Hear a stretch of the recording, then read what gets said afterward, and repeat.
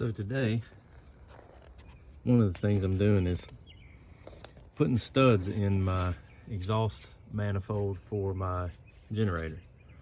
The way this thing is made is it's got a manifold here, and then this is the pipe, the exhaust pipe that I've got kind of tied up at the moment. And you have to disconnect it if you want to slide the generator out. And so I thought it would be a lot easier to get this thing back on if these were studs instead of bolts. Then you can put the studs, you have the studs, and you put the gasket on, everything's on there, and then you just line that up and put it on, and you don't have to worry about the gasket falling out and all that. So I figured out that they're actually metric. It's an M8 by 125 thread, and so are a lot of other vehicles exhaust manifold studs. So what I ended up with, this is actually a Dorman kit for a Ford. It actually will fit my van. But anyway, it comes with the studs as well as the nuts. One thing I will say is that this particular kit has these nuts that are peened on the end, and what that does is makes it basically into a lock nut, so that when you screw them on here they stay, which is good if you're not trying to take it back off. But it's bad for me because what'll probably end up happening is when I go to take this back off, the stud will just come out, and that's not what I'm trying to do. Now, before I ended up with these, I kind of bought the wrong thing. I bought another kit that had shorter studs that were too short, but they came with these brass nuts that are supposed to, resist corrosion and all that. So I'm wondering if maybe I should use those, since the idea is to be able to take this on and off easily. I don't want them to loosen up, but also want them to come off easy. So I think I'm going to try the brass ones, see how it goes. Run the generator some, see if they loosen up. But that's what I've got. If you've got one of these old Kohler generators with a Perkins 4108 motor on it, that's what it looks like. You can see kind of the Kohler back there, but it's a beast of a generator. It's way overkill for what I need, honestly, but you don't have to worry about running both your air conditioners, that's for sure. It's a 12.5 kilowatt generator. I think that Perkins is 30 horsepower or some ridiculous huge amount of horsepower. I mean, look at the starter on the thing. Anyway, pretty cool. I like it. I'm gonna keep it in here and try to keep it running. We'll see, but that's what I got. All right, the studs worked out pretty good. Had to run a tap down in this hole here, clean it out so it would go all the way in there, but yeah, it worked out pretty good. So now I'll see if I can get the exhaust pipe on here. Oh, and here's really the real reason for this. See that? Now that gasket will just sit there and I don't have to worry about it. If you look at it, you can see where it's leaking out one side. That's because it was missing a bolt when I started this whole shenanigan. But we'll slide her back in there and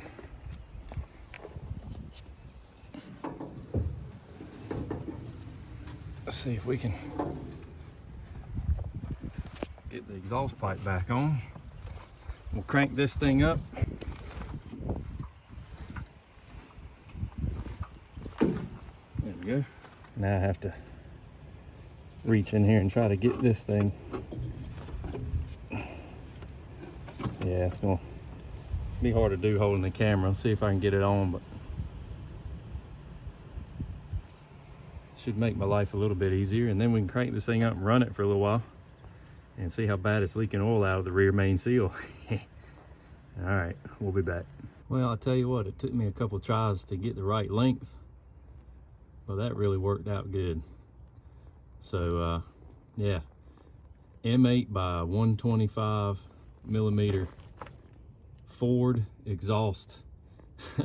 I think it's for like a 4.6 Mustang or whatever. If you just put M8 by 1.25 exhaust studs into Google, it'll come up. It's a Dorman part. Actually, let me give you the part number. I'll put a link in the description to it, but that's what it is. And there may be one that doesn't come with so many, but it was $7.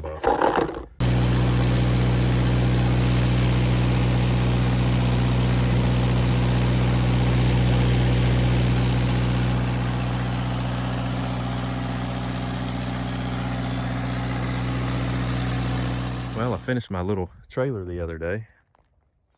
A friend of mine gave me a frame, which I sandblasted and painted, and I put this decking on that was left over when we tore down the deck that used to be right there on the front of the house.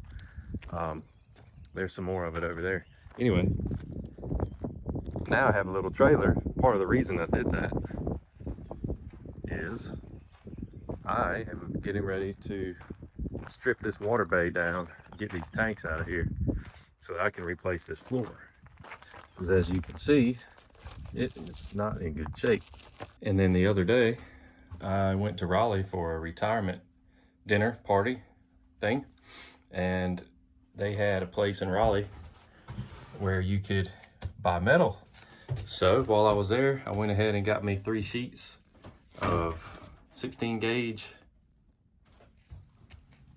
hot rolled steel, and I'll use the steel to redo this because there's supposed to be sheet metal under here to kind of protect from things that might fly up off of the road, and as you can see, it's pretty much gone. So that's the plan. Yes, I realize this is kind of gross, but I got to get the black water tank empty so I can pull it out.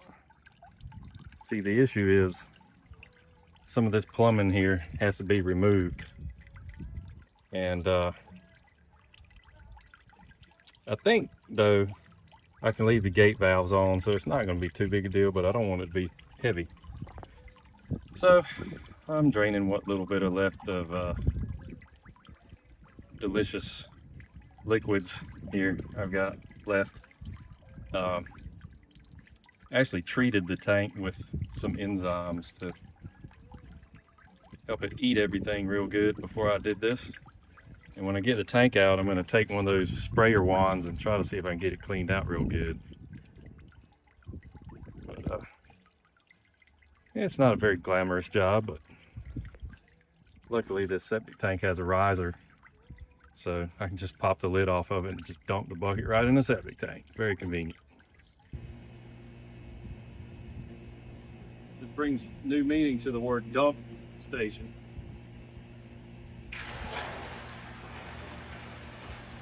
Oh yeah.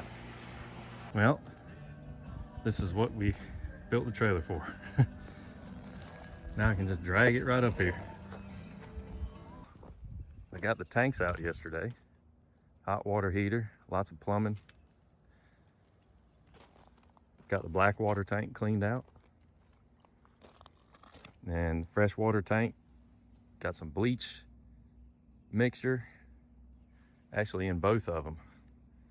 And the tanks appear to be in pretty good shape, other than on the freshwater side here, some of the plastic weld is cracked. But I watched some videos on YouTube yesterday, and it doesn't look like it's super duper terribly hard to re-weld this. You can take a Dremel tool and chase it out, kind of like you would do a metal weld, and redo it. So that's what I'm gonna do. But these are welded HPD, something like that, plastic. So anyway, that's what I did yesterday. Got the engine bay all cleaned out.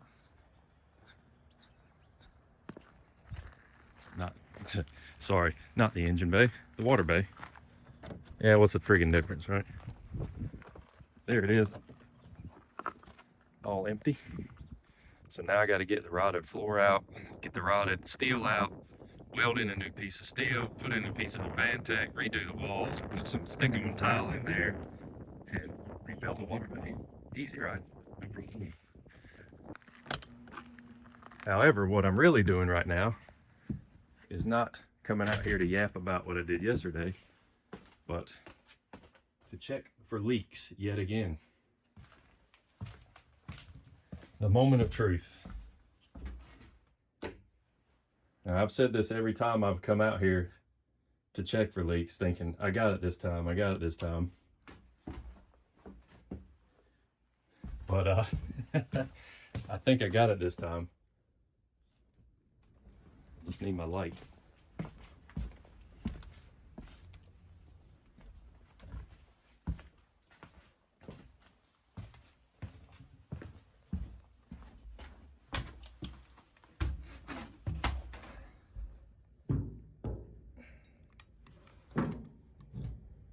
I do not see any water.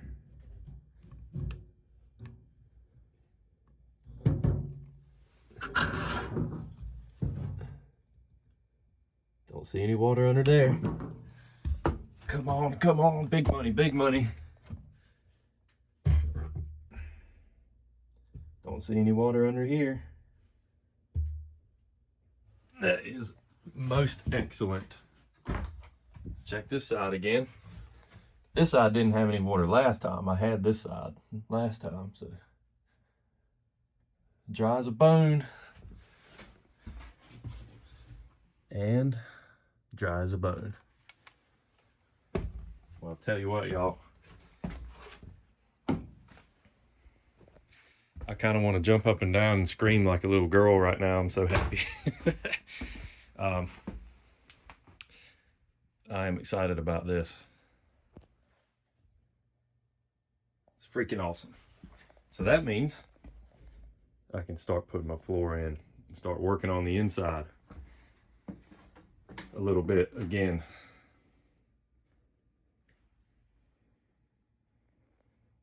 Cool beans. That's a big milestone. Anywho, it's gonna be a good day, Tater. So I'm over here at the entry door looking at this area to see if there's any leaks here. And interestingly enough, is that wet? I guess that's a little bit wet right there. But it's really not. I mean, if you look at how bad it's rotted and corroded and everything, I mean, it poured rain today, almost all day, and there's very little water here. And I'm thinking what water did come in is from, some of it probably went through there. Well, no, there's a seal in right here, so maybe not. But definitely probably went in here. And then super definitely went in through all these rivet holes. So I don't know. I think once I just repair this and put rivets back in the holes, maybe a little seam caulking, I think this is gonna be fine. I think a lot of this leakage and rottage came from this door not being latched all the way. I could be wrong, but we'll see. Once I get this cabinet out and I get the floor up though, and I can watch it like I did, you know, like I do back there. So we'll see. Well, it's another lovely afternoon at the compound. And I think today we're gonna look at leaks again. So the last time it rained, I almost had my leaks fixed. But on the inside, right under this awning bracket, I had a tiny puddle. And what I'm thinking is, it's either leaking back through behind this bolt, where it's kind of not seated real good,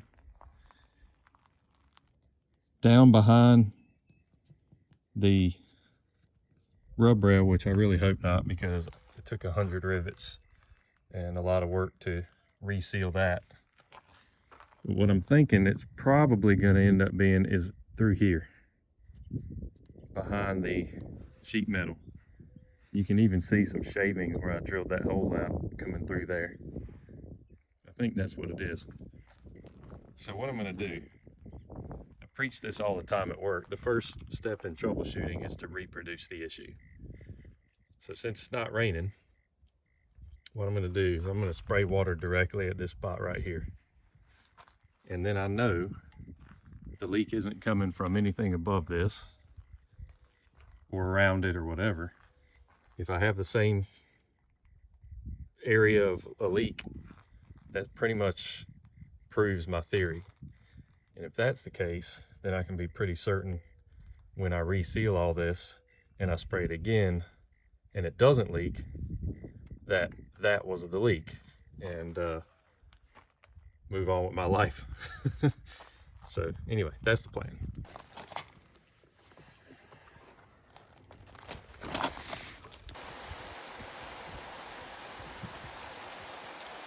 I don't know how long this is going to take, but I'm going to go ahead and hose it down pretty good here.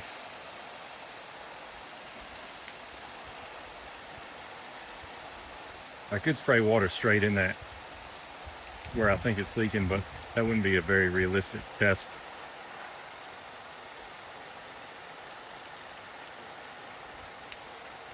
This isn't really either, but whatever.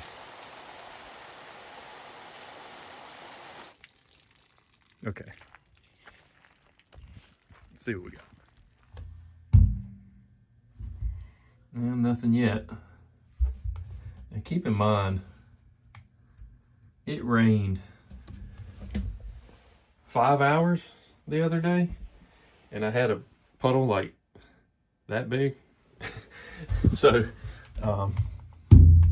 you know, I don't really expect it to just be pouring water in here, but right here is where it was leaking. I'll go back out there and spray water on it for a little while, see if I can get it to leak.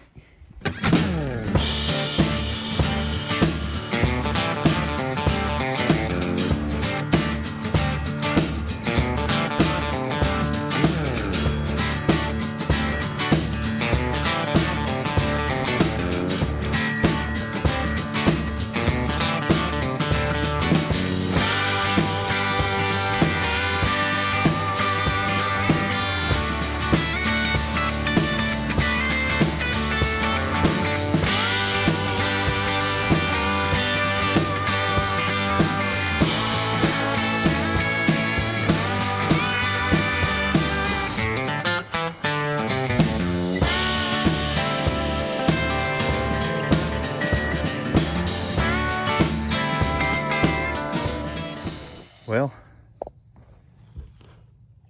I didn't really do a great job of filming this, but basically I've welded this seam, plastic welded it, and it's pretty ugly, and I don't really know what I'm doing. However, if I pull on it, I'm pulling pretty hard. This whole tank was split from here all the way down to here, and you could grab that side right there and just pull on it and it would just open right up. And now, I mean, I'm pulling on it pretty hard and it's not moving, so definitely an improvement from where it was. This thing worked very well. Plastic welding heat gun. There's like a Leicester or Lester or something brand that's like really expensive. This Weldy brand is made by the same company. It's just cheaper. More like a, you know, homeowner type thing. And I got high density polyethylene rod from Amazon, but it's a little bit too thin. I really need I think what's on it, this stuff here is probably 7mm or at least 5. So that's really what I need to be using, but I couldn't get that very easily or readily. But I don't know. I think this is one of those moments in life where you leave well enough alone and don't start melting it anymore. But we'll leave it out, see how it does overnight, pull on it some more tomorrow and see if it stays.